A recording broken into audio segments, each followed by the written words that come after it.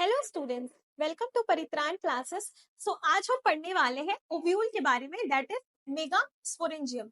देखो, mega sporangium जो है ओव्यूल को कहते हैं, और यहाँ पे जो मैंने स्ट्रक्चर आपके सामने बोर्ड पे बनाया हुआ है, ये है ओव्यूल का, एनाट्रोपस ओव्यूल का स्ट्रक्चर। सो इसको हम पढ़ने वाले हैं। तो उससे पहले आप बेसिक्स जान लो बेटा, ये ओव्यूल पाए कहाँ जाते हैं।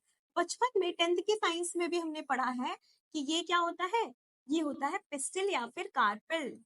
ठीक है, तो पिस्टिल या कार्पेल में आपको पता है कि ये पार्ट को हम कहते हैं स्टिग्मा। ठीक है, और इसको कहते हैं स्टाइल, और इसको कहते हैं ओवरी। तो ओवरी में ही आपके क्या पाए जाते हैं, ओव्यूल्स पाए जाते हैं, और वही ओव्यूल के स्ट्रक्चर में हम पढ़ने वाले हैं। चना आपने खाया है, राइट? तो आपने चने खाए हैं, तो चने में आपने देखा होगा कि यहाँ पे क्या होता है कि चने को जब आप फुलाने के लिए डालते हो, पानी में डालते हो, धीरे धीरे वो क्या करता है, सारे पानी को का एब्जॉर्प्शन करता है। इसका मतलब कोई पोर होगा, चने में कोई पोर तो होगा ना, उसी पोर के थ्रू क्या होता है, पानी अंदर जाता है। तो याद रखना कि ये पोर जो है, ये पोर यहाँ पे भी आपको देखने को मिलेगा, और यहाँ पोर के ऊपर एक स्कार होता है जिसके बारे में आप पढ़ते हो कि हाइलम होता है।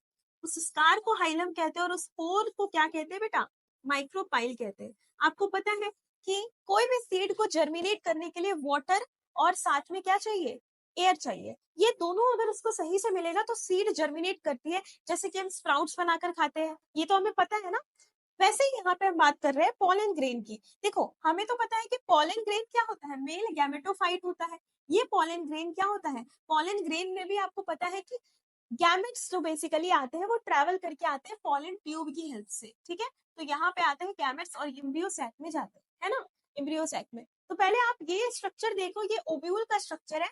इसमें अगर मैं बात करूं बेटा, तो ये है आपका एम्ब्रियो सैक। ठीक है, एम्ब्रियो सैक, और ये होता है फीमेल गैमेटोफाइट। सबसे पहले तो ये जान लो कि ये है क्या, ये है फीमेल गैमेटोफाइट, राइट। मैंने मेल गैमेटोफाइट किसको बोला, मैंने मेल गैमेटोफाइट बोला है पॉलन ग्रेन को, राइट। तो मेल गैमेटोफाइट क्या है बेटा, ये है पॉलन ग्रेन का स्ट्रक्चर, यहाँ जर्म पूल बना देंगे। तो ये है pollen grain, that is male gametophyte,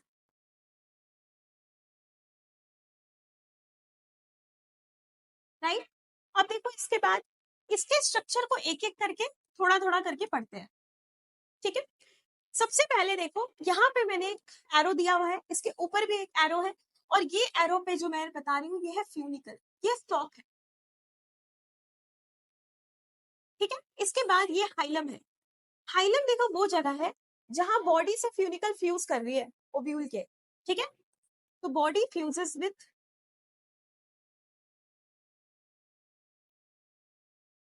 funicle, आ रहा है समझ में। इसके बाद देखो, ध्यान से देखना, ठीक है, एक एक करके मैं ध्यान से बता रही हूँ। ये वाला जो स्पेस है बेटा, ये पोर है एक तरह से। तो ये पोर जो है वो है माइक्रोपाइल, राइट। अब इसके बाद ये पोर का एंड है, इसको कहेंगे माइक्रोपाइलर एंड। एक चीज और नोटिस करो, ये वाली वॉल को हम कह रहे हैं आउटर इंटीग्यूमेंट, और ये वाली वॉल को हम कह रहे हैं बेटा इनर इंटीग्यूमेंट, राइट।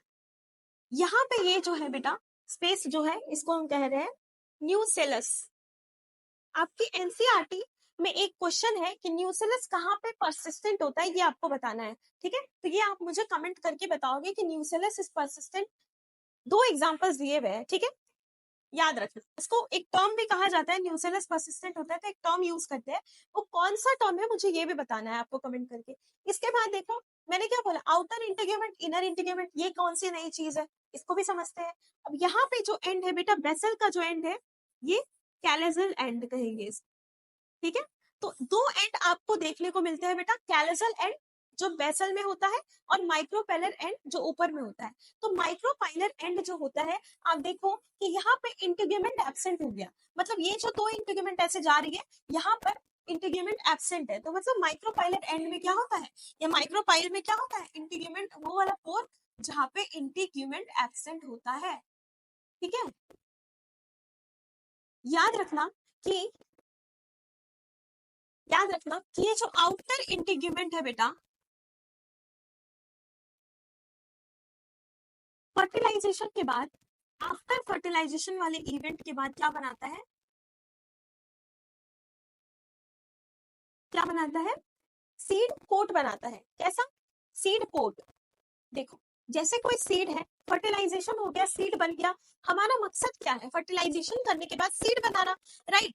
तो देखो सीड बन गया, तो सीड के कोट होते हैं, एक बाहर वाला कोट सीड कोट, जिसमें आउटर वाले कोट को हम क्या कहते हैं, टेस्टा, और इनर वाले कोट को हम कहते हैं टेगमेंट। ये आपको एंजियोस्पर्म में देखने को मिलता है, राइट, एंजियोस्पर्म। अब देखो आउटर इंटीग्यूमेंट किस में बदल जाती है बेटा, टेस्टा में, और इनर इंटीग्यूमेंट किस में बदल जाती है बेटा, फर्टिलाइजेशन के बाद टेगमेंट में।